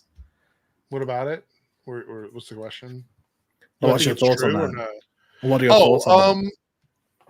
So like they've done No. Venom, they've done No. Craven, they've done Morbius. Well, they can't from use what them I in was movies. from what they said, the Venom trilogy was going to be the next Spider-Man thing. Like the next 3 Spider-Man movies were going to be about Venom, right? Yeah, I wonder if that's So- if Sony's actively using them in movies. So like the next Venom's movie is called The Last Dance. So like you're probably not going to do another one after that, are you? Yeah. I don't know. Look, I would have loved to have seen Andrew Garfield's Spider-Man in the Tom Hardy Venomverse. I think that was a good opportunity for them to do that, but that ship has sailed. I don't think that's a viable option anymore, unfortunately. Silhouette Animator, my theory is that he's controlled and not turned into Rhino by having something plugged into him. I reckon that gets destroyed, and that means he's permanently Rhino. So he can't change back to a human. So he's just constantly Rhino. And your theory is that Craven gets powers because he has to be. Well, I think that'd be the way to take out the weird lion blood thing. Like have him attacked by. That was dumb. Do not do that. That's really have dumb. Him get attacked by a lion or something, but then he's rescued by some sort of solution that's like what Rhino uses to turn into a rhino. Yeah, but it just gives him abilities like those abilities that he has. Yeah. Okay, so everybody watching in the chat, let me know. Trailer, change your mind. Are you gonna go see the movie now, or are you still like, no, I'm not seeing it? Because I'll say this: if they reshot the third act and they made the movie a bit better, I'm willing to give it a shot. I want a good Venomverse like film that's not Venom, and I don't know if we're ever going to get it, but this looks like this might be their last go at this. You know what I mean? Mm-hmm. I get it. People aren't excited about it. I know I'm not necessarily excited about the Craven thing either, but we have a year where we have a little bit more flexibility on what we're going to see when it comes to superheroes. I feel like this is one that you might want to give it a shot. I'm just saying. To see what it is. Worst case scenario, it's bad. You tell people it's bad, they don't go see it. That's really how it is. I don't think there's any reality that movie is going to be $1 billion movie, to be quite honest. I know some people were asking that question. No, I don't think it is. Did you see the Librarian's next chapter is canceled from CW? Did you see that? Well, it wasn't canceled. It was just removed from the fall schedule. So that just means obviously it's probably going to go somewhere else. But it's like they've got nothing else outside of Superman in that thing. So it's really weird that they'd move it. I think it's done. I think they're done filming. So it's really weird that they. So I wonder if something happened with like I don't know, something around it. We didn't talk about this heavily. I do want to mention this briefly before we wrap things up here. And if you guys have any more super chats you want to drop, feel free to do that. We'll answer those before we go. Let me turn off the banner here. All right. So I saw this about the Eternals plans being like basically scrapped or whatever. And I feel two ways about this. I understand they're not the most exciting team of superheroes and people weren't totally connected to them, blah, blah, blah, whatever. But anybody who has not watched this film, or if you watched it and you have had time to think about like going back and watching it later, go back and watch the film. It's actually not a bad movie. There are some issues with the length of the film, which I think is the biggest problem with it, is that there's some editing that needed to happen. But overall, I think the movie was exactly what people had been saying they wanted Marvel to do, which something more like a DC film, more like a Justice League movie. That's what they were leaning into this. They really wanted to make it feel like that. Maybe they were too successful like the Justice League movie. Maybe that's why. It's not a bad film. But I will say I didn't expect an Eternals 2 movie. What I expected was that some of these characters would be in other Marvel films. That's what I thought, personally. Which could easily be the case. Like it doesn't right. say like, oh, fuck these characters. Yeah.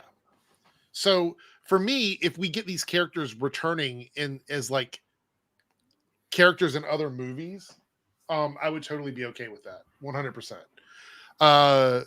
Not because I don't think another Eternals movie wouldn't have worked, but if you see how the movie ends and how they split up the characters and what they're supposed to be doing, it doesn't make a lot of sense to make a second movie missing half of the cast. And I do understand that some people don't like the lore changes to the Eternals, like what they are in this movie versus what they are in the comics. I get that. But all of that aside, this movie, we watched it here before, the fight scenes, the cinematography, the overall VFX, all of that looks amazing in this film, and I think it's an underrated Marvel movie. It did everything that people asked Marvel to do, and then they rejected it. They just wanted Marvel to go back to churning out Iron Man, Captain America, and Thor movies. That's all they wanted.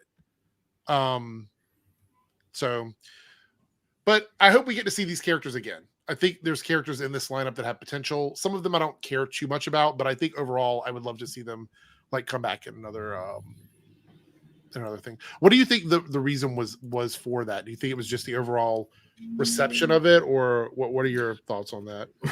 Probably a multitude of things. It might just be maybe getting the actors back and stuff like that, and yeah, I don't know, like, and just the appeal of it, and also it's a hard thing because it's like such a like un-MCU group, if that makes sense. Yes, yeah. Like, yeah. To be honest, if they would have just not wanted to include that movie in the MCU and subtracted it completely, it wouldn't have made any difference whatsoever. They could have done that. They could have figured out a way to do it, but also it was an uphill battle for that movie. Just like with Black Widow, it came out in a really weird time for theaters. And people weren't totally on board with going out and stuff. But we'll see. As long as we get Shang-Chi too, I'm okay with that. I'm really waiting to see the continuation of that. So that's pretty much it. I think we're going to wrap it up tonight. Actually, no, one more thing. I wanted to show you. You guys were right, but I want to show you what I was talking about earlier about the AI trailers and stuff. You guys figured it out, but I just want to share it here.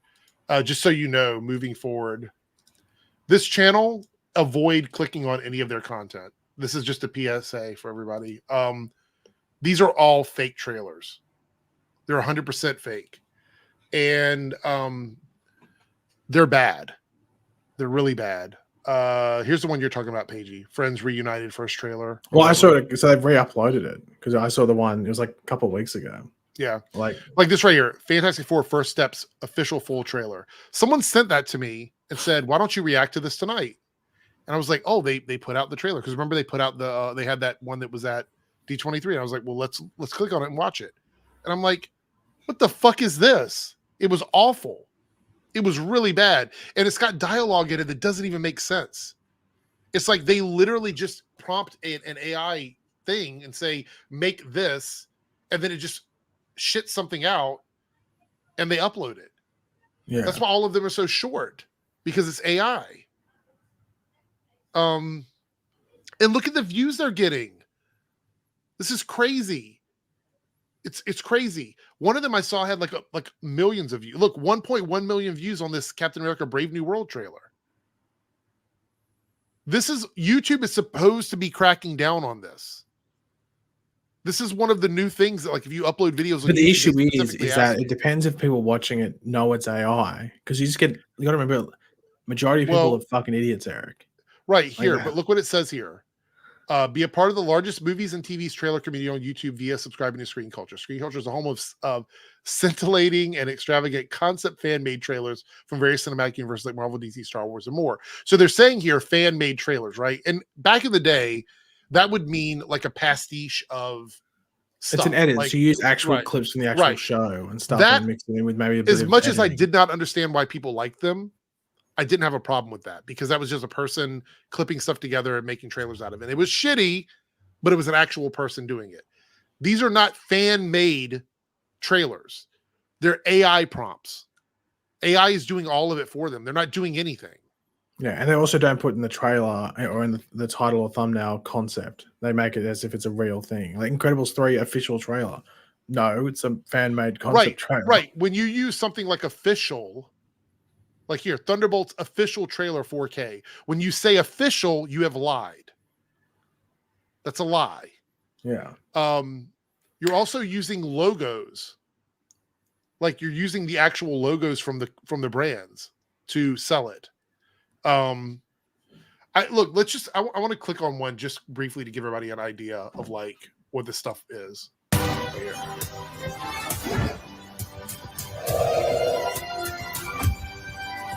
Look at this. Oh god. Yeah. You look like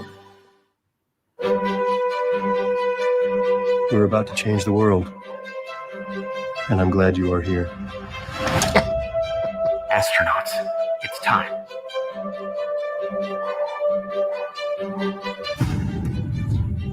We all are in. We can begin. here now.